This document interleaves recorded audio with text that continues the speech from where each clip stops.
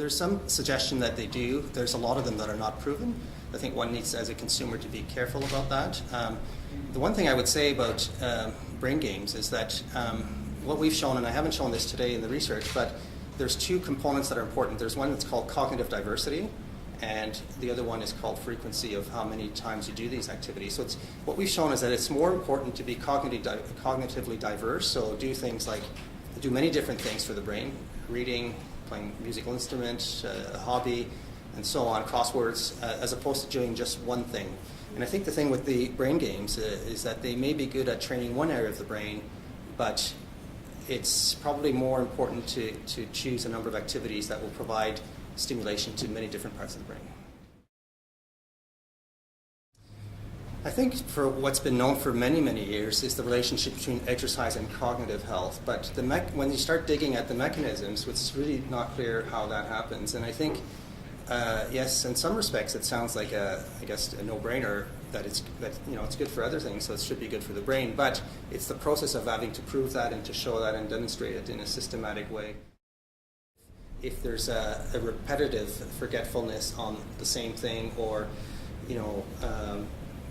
getting lost in areas that normally were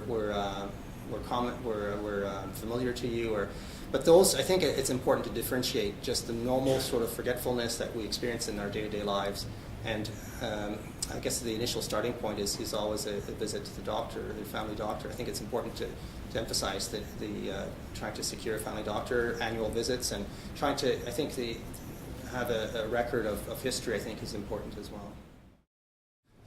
In genetic research, there's been a big focus on a gene called apolipoprotein E, and there's 4 different variations of that gene, and there's one variation of that gene that's thought to confer a slightly increased risk of Alzheimer's disease. So ApoE4 is the one that, and that is the biggest one at the moment. Our particular study, we're looking at half a dozen genes.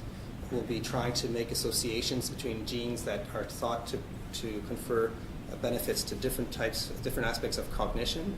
Some genes that are conferring benefits or might influence the adaptability to exercise. But it's a huge area. It's going to be a big area in the next decade, and will require computational informatics people who can deal with large databases and numbers and try to make sense of all this. One of the strengths of our study is that it's a very broad study, and we hope that we will be able to make some associations that may lead to future questions. But on the genetic side, and I should say that it's not everyone who has the ApoE gene that will have Alzheimer's disease. There's some interactions with the environment as well. So.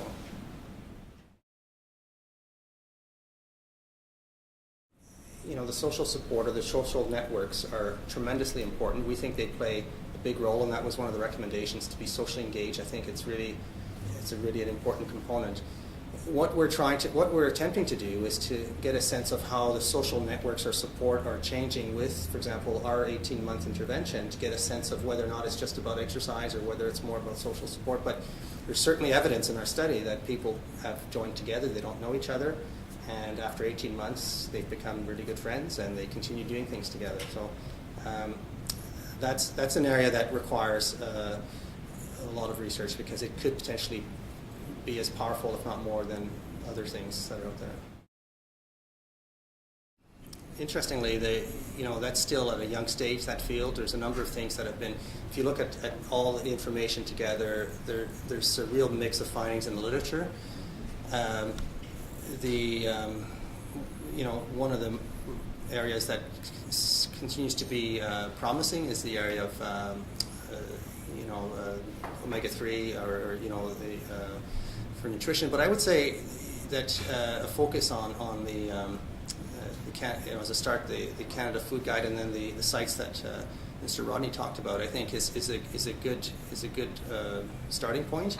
The moderation is I think an important role here, but it's the field. It's really tough to depict a winner there in terms of what is there a silver bullet in terms of some nutritional component. But I think a heart-healthy diet is certainly an important starting point.